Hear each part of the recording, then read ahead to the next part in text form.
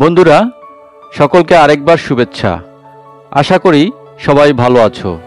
আমি আরেকটি কবিতা নিয়ে এলাম। এবারের কবিতা পিপিলিকা ও আমি। কথা কলম ও কণ্ঠে জেমস বাবু। আসুন শোনা যাক কবিতাটি।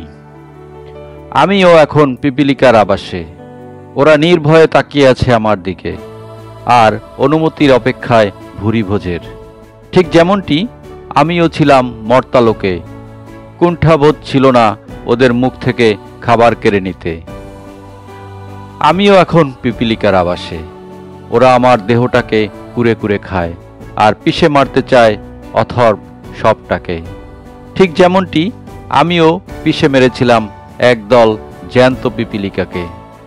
আমিও এখন পিপিলিকার আবাসে, ওরা আমার কানে সুরসুরি দিয়ে পাড়ি দেয় অলিগলি পথ, আর আনন্দে বেলি নাচ করে মাথার মগজ দেখে। ঠিক যেমনটি আমি নেচেছিলাম একদল পিপিলিকার আগুনে পুড়ে যাওয়া দেখে।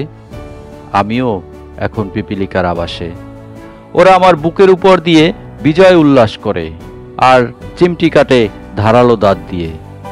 ঠিক যেমনটি আমিও কেটেছিলাম ওদের আবাস ভেঙে দিয়ে। আমিও এখন পিপিলিকার আবাসে, ওরা আমায় মিশিয়ে দিচ্ছে মৃত্তিকার মহিমায় আর তিক্ত মনের সুরেলা গান গায়।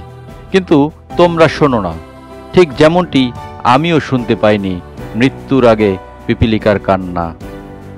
আমিও এখন পিপিলিকার আবাসে। ধন্যবাদ বন্ধুরা।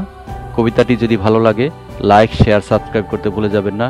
সবাই ভালো থাকুন। Bye bye.